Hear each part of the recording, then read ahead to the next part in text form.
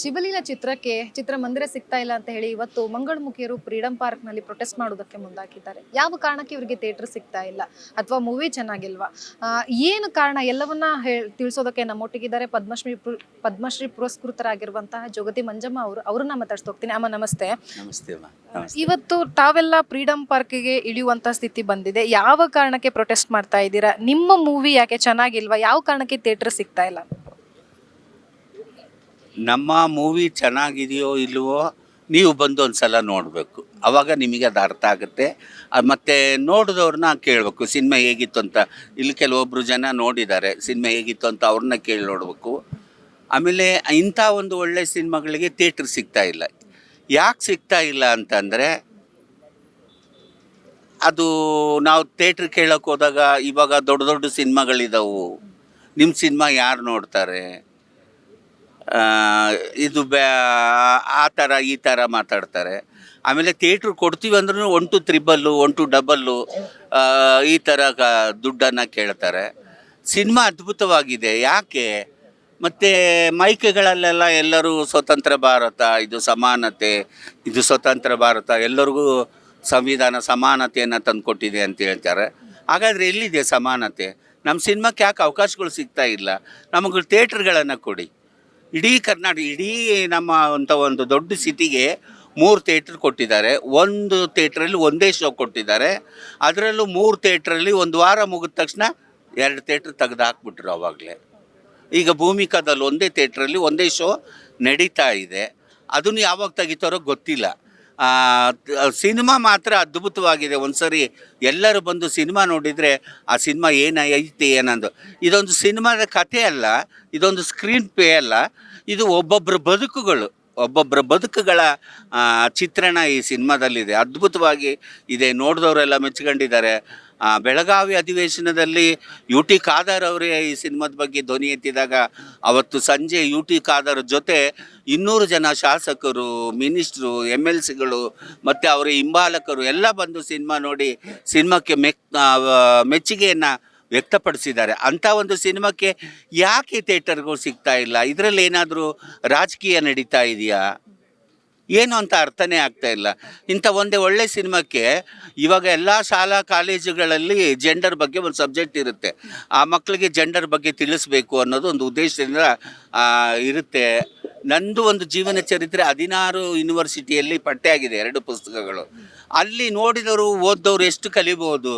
ಈಗ ಓದಿ ತಿಳ್ಕೊಳ್ಳೋದೇ ಬೇರೆ, ನೋಡಿ ಅರ್ಥ ಮಾಡ್ಕೊಳ್ಳೋದೇ ಬೇರೆ. ಅಂಥ ಒಂದು ಸಮಯದಲ್ಲಿ ಈ ಥರದ ಒಂದು ಸಿನಿಮಾವನ್ನು ಜನಗಳಿಗೆ, ಸಮುದಾಯಕ್ಕೆ, ಸಮಾಜಕ್ಕೆ ತೋರಿಸ್ಬೇಕಂತ 4 ವರ್ಷ ಕಷ್ಟಪಟ್ಟು ಅಶೋಕ್ ಜೈರಾಮ್ ಅವರ ಜೊತೆಗಿರೋರೆಲ್ಲ ಕಷ್ಟಪಟ್ಟು ಮಾಡಿದ್ದಾರೆ. ಅದು ಅಲ್ಲದೆ ನಾನು ಮಂಗಳಮುಖಿಯರಿಗೆ ಸಪೋರ್ಟಾಗಿ ನಿಲ್ತೀನಿ ಅಂತ ನಮ್ಮ ಯೂಟ್ಯೂಬರು, ಇನ್ಸ್ಟಾಗ್ರಾಮರು, ದಚ್ಚು ದೇವ್ ಅವರು ಸುಮಾರು 1.5 ಕೋಟಿ ಫಾಲೋವರ್ಸ್ ಇದ್ದಾರೆ. ಅವರಿಗೆ ನಾನು ಬೆಂಬಲವಾಗಿ ನಿಲ್ತೀನಿ ಅಂತ ನಮ್ಮವ್ರ ಜೊತೆಗೆ ಹೀರೋ ಪಾತ್ರ ಮಾಡಿದ್ದಾರೆ. ನಮ್ಮವ್ರ ಜೊತೆಗೆ ಯಾರಮ್ಮ ಇಂಥವೆಲ್ಲ ಪಾತ್ರ ಮಾಡ್ತಾರೆ? ಹೀರೋ ಪಾತ್ರ ಮಾಡಿದ್ದಾರೆ, ವಿಲನ್ಗಳು ಪಾತ್ರ ಮಾಡಿದ್ದಾರೆ. ಯಾವುದೇ ಒಂದು ವ್ಯತ್ಯಾಸ ಇಲ್ದಂಗೆ ನಾವು ಒಂದೇ ಮನೆಯ ಮಕ್ಕಳ ಥರ ಸಿನಿಮಾವನ್ನು ಮಾಡಿ ಜನಗಳಿಗೆ ಮುಟ್ಟಿಸ್ಬೇಕು, ಆ ಸಮಾಜಕ್ಕೆ ಮುಟ್ಟಿಸ್ಬೇಕು, ಮಕ್ಕಳಿಗೆ ಮುಟ್ಟಿಸ್ಬೇಕು ಅಂತ ಈಗ ಸರ್ಕಾರಕ್ಕೂ ನಾವು ಕೇಳ್ಕೊಂಡಿದ್ದೀವಿ. ನಾವು ಸರ್ಕಾರದಲ್ಲಿ ಒಂದು ಸುತ್ತೋಲೆಯನ್ನು ಹೊರಡಿಸ್ರಿ ಅಂತ ಅವ್ರಿಗೆ ಹಾಕಿದ್ದೀವಿ. ಸರ್ಕಾರದಲ್ಲಿ ಶಾಲಾ ಕಾಲೇಜು ಮಕ್ಕಳಿಗೆ ಸುತ್ತೋಲೆ ಹೊರಡಿಸಿದರೆ ಆ ಮಕ್ಕಳೆಲ್ಲರೂ ನೋಡ್ತಾರೆ. ಅವಾಗ ಸರ್ಕಾರ ಆ ಥರದ ಒಂದು ಕೆಲಸಗಳನ್ನು ಮಾಡಬೇಕು ಅಂತ ಈ ತುಂಬ ಕಷ್ಟಗಳನ್ನು ಅನುಭವಿಸಿದ್ದೀವಿ. ತುಂಬ ಕಷ್ಟಗಳನ್ನು, ಅದು ಹೇಳೋಕ್ಕೆ ಬರೋಂಗಿಲ್ಲ ಬಾಯಿ, ಅಂಥ ಕಷ್ಟಗಳನ್ನು ಅನುಭವಿಸಿದ್ದೀವಿ. ಹಂಗಿರುವಾಗ ಯಾಕೆ ಅವಕಾಶಗಳು ಸಿಗ್ತಾ ಇಲ್ಲ? ಅದೇ ನಮಗೊಂದು ಅರ್ಥ ಆಗ್ತಾ ಇಲ್ಲ. ಈಗ ಸದ್ಯಕ್ಕೆ ಮಂಗಳಮುಖಿಯರು ಎಲ್ಲಾ ಕ್ಷೇತ್ರಕ್ಕೂ ಕಾಲಿಟ್ಟಿದ್ದಾರೆ. ಯಾಕಂದ್ರೆ ಎಜುಕೇಶನ್ ಆಗಿರ್ಬೋದು ಎಲ್ಲ ಕ್ಷೇತ್ರದಲ್ಲೂ ಮುಂದೆ ಬರ್ತಾ ಇದ್ದಾರೆ. ಈಗ ಸಿನಿಮಾ ಇಂಡಸ್ಟ್ರಿಗೂ ಕಾಲಿಟ್ಟಿದ್ದಾರೆ. ಈ ಹಿನ್ನೆಲೆಯಲ್ಲಿ ಎಲ್ಲಾದ್ರೂ ಸಮಸ್ಯೆ ಆಗುತ್ತೆ ಅಥವಾ ಮುಂದೆ ಹೋಗ್ತಾರೆ ಅನ್ನುವಂಥ ಕಾರಣಕ್ಕೆ ಏನಾದರೂ ಮಾಡ್ತಾ ಇರಬಹುದಾ ಅನ್ನುವಂಥದ್ದು. ಏನೇನಂದ್ರೆ, ಈಗ ಮಂಗಳಮುಖಿಯರು ಎಲ್ಲಾ ಕ್ಷೇತ್ರದಲ್ಲೂ ಮುಂದೆ ಇದ್ದಾರೆ, ಒಂದಕ್ಕೆ ಅಂತ ಸೀಮಿತ ಇಲ್ಲ. ಎಜುಕೇಶನ್ ಲೆವೆಲ್ ಆಗಿರ್ಬೋದು, ಈಗ ಸಿನಿಮಾ ಇಂಡಸ್ಟ್ರಿಗೆ ಅಂದ್ರೆ ಸಿನಿಮಾ ಮುಖಾಂತರವಾಗಿಯೂ ಕಂಡು ಬರ್ತಾ ಇದ್ದಾರೆ. ಸೊ ಈ ಹಿನ್ನೆಲೆಯಲ್ಲಿ ಥಿಯೇಟರ್ ಸಿಕ್ಕಿದ್ರೆ ಎಲ್ಲೋ ಒಂದು ಕಡೆಗೆ ಅವ್ರನ್ನ ಮುಂದೆ ಬಿಟ್ಟಂಗೆ ಆಗುತ್ತೆ ಅನ್ನುವಂಥ ಕಾರಣಕ್ಕೆ ಏನಾದರೂ ಅಂತ ನಿಮಗೆ ಅನ್ಸುತ್ತಾ ಅಂತ? ಅಲ್ಲ ಮತ್ತು ಸಮಾನತೆ ಅನ್ನೋದು ಎಲ್ಲಿ ಬಂತು? ಈಗ ಹೆಣ್ಮಕ್ಳಿಗೂ ಸಮಾನತೆ ಕೊಟ್ಟಿದ್ದಾರೆ, 50% ಕೊಟ್ಟಿದ್ದಾರೆ, ಗಂಡಸರಿಗೂ 50% ಕೊಟ್ಟಿದ್ದಾರೆ, ನಮಗೆ ಕೇವಲ 1% ಕೊಟ್ಟಿದ್ದಾರೆ. ಈಗ ಇದರಲ್ಲಿ ಸಮಾನತೆ ಎಲ್ಲೋದ ಬಂತು? ಅದು 1% ಕೊಟ್ಟಿರೋದು ಸಹ ಎಷ್ಟರ ಮಟ್ಟಿಗೆ ಮುಟ್ಟಿದೆ, ಅದು ನಮ್ಮ ಸಮುದಾಯಕ್ಕೆ ಎಷ್ಟರ ಮಟ್ಟಿಗೆ ಮುಟ್ಟಿದೆ. ಎಷ್ಟೋ ಜನ ಟೀಚರ್ ಪೋಸ್ಟಿಗೆ ಅರ್ಜಿ ಹಾಕಿದ್ದಾರೆ, ಪೊಲೀಸು ಇದಕ್ಕೆ ಅರ್ಜಿ ಹಾಕಿದ್ದಾರೆ, ಒಂದು P1 ಕೆಲಸಕ್ಕೆ ಅರ್ಜಿ ಹಾಕಿದ್ದಾರೆ, ಬ್ಯಾಂಕಲ್ಲಿ ಕ್ಲರ್ಕಿಗೆ ಅರ್ಜಿ ಹಾಕಿದ್ದಾರೆ, ಹೋಟೆಲ್ಗಳಲ್ಲಿ ಮ್ಯಾನೇಜರ್ ಕೆಲಸಕ್ಕೆ ಅರ್ಜಿ ಹಾಕಿದ್ದಾರೆ. ಅದು ಎಷ್ಟರ ಮಟ್ಟಿಗೆ ಮುಟ್ಟಿದೆ? ಮುಟ್ಟಿಲ್ಲ ಅದು. ಈಗ ಸದ್ಯಕ್ಕೆ ಪ್ರೊಟೆಸ್ಟ್ ಮಾಡ್ತಾ ಇದ್ರೆ ಮುಂದೆ ಯಾವ ರೀತಿಯಾಗಿ ನಿಮ್ಮ ನಡೆ ಇರುತ್ತೆ? ಪ್ರೊಟೆಸ್ಟನ್ನ ಏನಾದರೂ ಥಿಯೇಟ್ರ್ ಕೊಟ್ಟರೆ ಹಿಂದೆ ತಗೋತೀರಾ, ಅಥವಾ ಥಿಯೇಟ್ರ್ ಕೊಟ್ಟಿಲ್ಲ ಅಂದರೆ ಇದೇ ರೀತಿಯಾಗಿ ನಿಮ್ಮ ಹೋರಾಟ ಇರುತ್ತೆ? ಎಲ್ಲಿವರೆಗೂ ಹೋರಾಟ ಮಾಡ್ತೀರಾ ಅಮ್ಮ ನೀವು? ನಾವು ಇದಕ್ಕೂ ಮುಂಚೆ ಯೋಚನೆ ಮಾಡಿದ್ದು ವಿಧಾನಸಭೆಯ ಮುಂದೆ, ವಿಧಾನಸೌಧದ ಮುಂದೆ, ರಾಜಭವನದ ಮುಂದೆ ಮಾಡಬೇಕು ಅಂತ ಅಂದ್ಕೊಂಡಿದ್ವಿ. ಆದರೆ ನಮ್ಮ ಪೊಲೀಸ್ ಇಲಾಖೆಯಿಂದ ತಿಳಿದು ಬಂದ ವಿಷಯ ಏನಂದರೆ, ಅಲ್ಲೆಲ್ಲೂ ಅವಕಾಶಗಳು ನಿಮಗೆ ಸಿಗೋದಿಲ್ಲಮ್ಮ, ಫ್ರೀಡಮ್ ಪಾರ್ಕಲ್ಲೇ ಮಾಡಬೇಕಂದಾಗ ನಾವೀಗ ಫ್ರೀಡಮ್ ಪಾರ್ಕಿಗೆ ಬಂದಿದ್ದೀವಿ.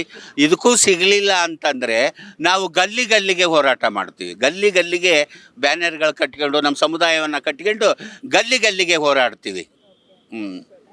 ಸೊ ನೋಡಿದ್ರಲ್ಲ, ಇದಿಷ್ಟು ಏನು ಜೋಗತಿ ಮಂಜಮ್ಮ ಅವರ ಮಾತಾಗಿರುವಂತಹದ್ದು.